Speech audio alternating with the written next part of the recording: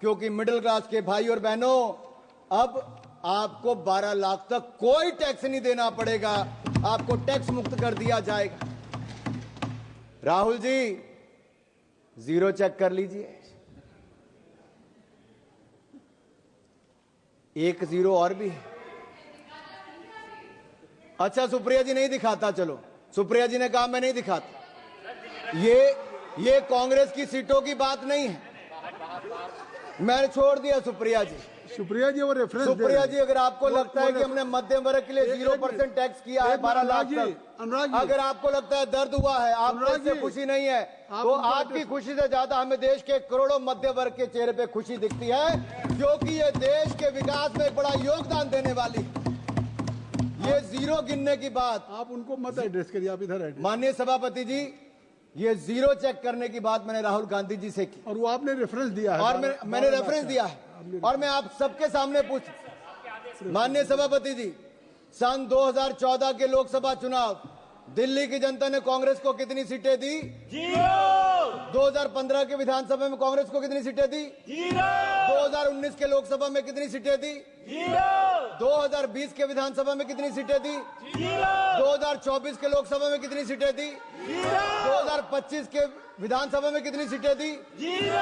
अगर ये जीरो का रिकॉर्ड बनाने का काम किसी ने किया है तो राहुल जी के नेतृत्व में कांग्रेस पार्टी ने किया है। आप नहीं, nothing will go on record, nothing will go on record. Sir, ये दिल्ली वालों ने तो कांग्रेस को बड़ा जीरो दे दिया, अब बंगाल में भी तृणमूल का जीरो होने वाला है। Kindly address to the chair, nothing will go on the record except Anurag Thakur ji. Please you address. Sir, मैं मध्य वर्ग पर टैक्स की बात कर रहा था। सर, मेरा तो उस समय जन्म भी नहीं हुआ था, लेकिन 28 फरवरी 1970, सर मैं जून 1975 की बात नहीं कर रहा जब इंदिरा जी ने इमरजेंसी लगाई थी, मैं 28 फरवरी 1970 की बात करता हूं, जब इंदिरा गांधी जी ने बड़ी निर्ममता के साथ इस देश के सामने मिडिल क्लास पर टैक्स लगाने की घोषणा की थी। और मैं एक टेप लाया हूं, मैं सुना दूं आपके सामने, इंदिरा जी का भाषण सुनाऊं थोड़ा सा? क्या था? नहीं, जमा कर दीजिए, नहीं जमा कर, आप जमा कर दीजिए। नहीं, इनमें से बहुत सारे नहीं, आप सर, इंदिरा जी ने नहीं सर, ये कांग्रेस पार्टी, कहां मैं इजाजत दे रहा हूं, आप बढ़िए।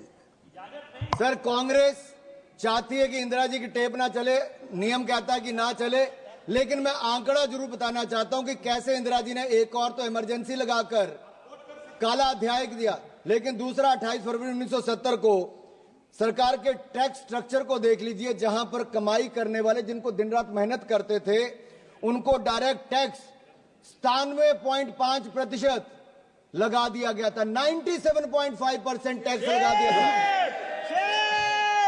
और सर, मैं सुप्रिया जी से पूछना चाहता हूं, मनीष तिवारी जी और अन्य विपक्ष के नेताओं से पूछना चाहता हूं, उस समय का 97.5% टैक्स ठीक था या आज नरेंद्र मोदी जी की सरकार में जीरो टैक्स ठीक है? उस समय 5000 के बाद इतना टैक्स लग जाता था।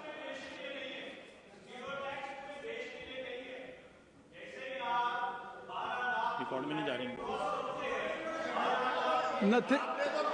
कोई चीज रिकॉर्ड में नहीं जा रही है। Nothing will go on record except Anurag Thakur ji speech. Please आप कहिए। माननीय सभापति जी, आप उधर क्यों देखते हैं? माननीय सभापति, आप इधर देखिए। मैं आपको ही कह रहा हूं, माननीय सभापति जी, ये मनीष जी का दर्द बहुत झलका, क्योंकि इनकी आमदन 12 लाख से ज्यादा हो सकती है, मैं उस पर टिप्पणी नहीं करूंगा, लेकिन जो करोड़ों लोगों की 12 लाख तक की आमदन है, मैं पूरी जिम्मेदारी के साथ कहता हूं 12 लाख तक कोई टैक्स नहीं देना पड़ेगा, जीरो टैक्स है। और मैं याद करा दूं कांग्रेस के अपने मित्रों को, उस समय 5000 की आमदन के बाद 97.5% टैक्स सरचार्ज लगा के कर दिया था। और काला धन अगर किसी के कारण इकट्ठा हुआ, भाई निशिकांत दुबे जी को याद होगा, प्रणब मुखर्जी ने जो अपना व्हाइट पेपर दिया था, उस सब में कहा गया था कि काला धन के पीछे कारण क्या है, तो उस समय की कांग्रेस की नीतियां थी जो काला धन करने के लिए काम करना पड़ता था। यही दिया था कि नहीं दिया?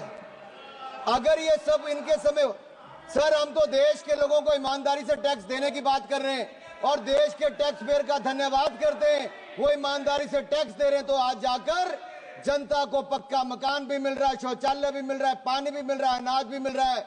ये मिल रहा है क्योंकि एक ईमानदार सरकार नरेंद्र मोदी जी के नेतृत्व में चल रही है। ये मिडिल क्लास के खाते में सेंधमारी करते थे।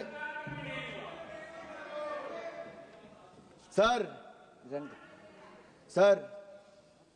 लीडर ऑफ ऑपोजिशन है नहीं, शायद वो आलोपित हो गए हैं, मैं इस पे नहीं कहूंगा।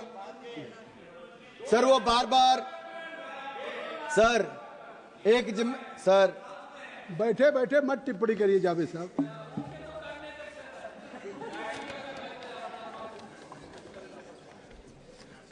सर मुझे एक दो बातें यहां पे जरूर कहनी है। मैंने मध्यम वर्ग की बात की, लेकिन गरीब की बात जरूर करूंगा। सर एक राजनीतिक दल ऐसा है जिनके पहले प्रधानमंत्री से लेके मोदी जी से पहले के प्रधानमंत्री, यानी कि नेहरू जी से लेके मनमोहन सिंह जी तक, इन सब लोगों ने गरीबी हटाओ का नारा लगाया, गरीबों को छलने का काम किया और गरीबों के लिए गड्ढे खोदने का काम किया। लेकिन एक गरीब मां के बेटे नरेंद्र मोदी जी ने मात्र 10 वर्षों में कर दिखाया जो आप 60 साल में नहीं कर पाए। 4 करोड़ गरीबों को पक्के मकान बनाकर दे दिए और 3 करोड़ पक्के और मकान मंजूर कर दिए।